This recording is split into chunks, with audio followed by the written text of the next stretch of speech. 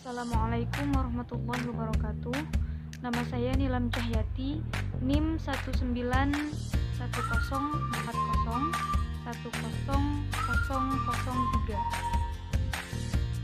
Di sini saya akan menjelaskan sedikit isi dari makalah saya, yaitu tentang sejarah di masa Nabi Muhammad SAW. Ada 2 poin yang akan saya bahas. Yang pertama mengenai pelaksanaan siasah di masa Nabi Muhammad SAW. Kemudian yang kedua yaitu mengenai Piagam Madinah, latar belakang Piagam Madinah. Langsung saja kepada pembahasan yang pertama, yaitu mengenai pelaksanaan siasah di masa Nabi Muhammad SAW. Ada beberapa pelaksanaan siasah di masa Nabi Muhammad SAW. Di antaranya yang pertama yaitu mengenai kebijakan yang dibuat Rasulullah SAW yang berkenaan dengan persaudaraan internal kaum muslimin, yaitu antara sahabat muhajirin dan ansor.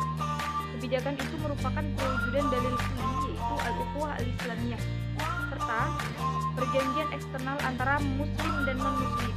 Meskipun kekuasaan dipegang kaum muslimin, dalam hal ini Rasulullah sebagai pemimpin, perjanjian yang dibuat tidak mengganggu keyakinan non-muslim. Mereka masih diberi kebebasan memeluk agamanya dan beribadah sesuai dengan keyakinan mereka. Hal ini tercipta karena Rasulullah mendasarkan kebijakan atas prinsip al-ukhuwah al-islamiyah yang diwujudkan dalam Piagam Madinah.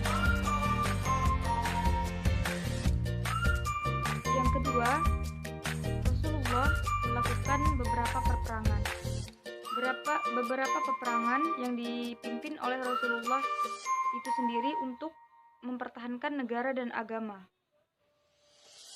Kemudian yang ketiga, contoh dari pelaksanaan siasah pada masa Rasulullah adalah perjanjian Hudaybiyah yang terjadi pada tahun 628 Masehi antara Rasulullah dengan kaum Quraisy yang diwakili oleh Suhail ibnu Umar sebagai utusan. Perjanjian ini tidak memaksakan kehendaknya, tetapi menanggapi tuntunan Suhail ibnu Umar sekalipun menyinggung keimanan kaum muslimin. Kemudian lanjut kepada pembahasan yang kedua, yaitu mengenai Piagam Madinah atau yang dikenal dengan Konstitusi Madinah. Yaitu merupakan konstitusi yang mendasari berdirinya negara Madinah. Negara ini didirikan oleh Nabi Muhammad SAW setelah beliau hijrah dari Mekah ke Yathrib yang kemudian berubah menjadi Madinah Al-Munawwarah.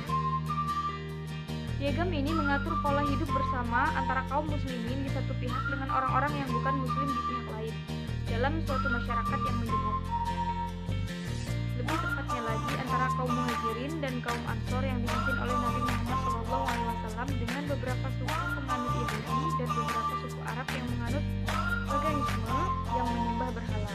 Perjanjian politik ini kemudian ditulis dalam sebuah dokumen yang menurut para ahli merupakan konstitusi tertulis pertama di dunia, yang dikeluarkan pada tahun pertama Nabi hijrah ke Yathrib bertepatan dengan tahun 622 Masehi, 2 tahun sebelum terjadinya Perang Badar.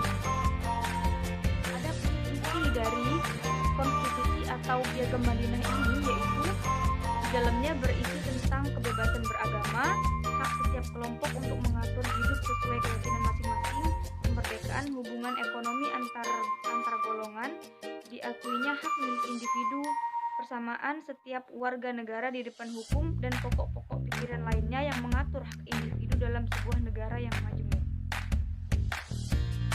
Sekian penjelasan dari saya, kurang lebihnya saya mohon maaf. Saya akhiri, wassalamualaikum warahmatullahi wabarakatuh.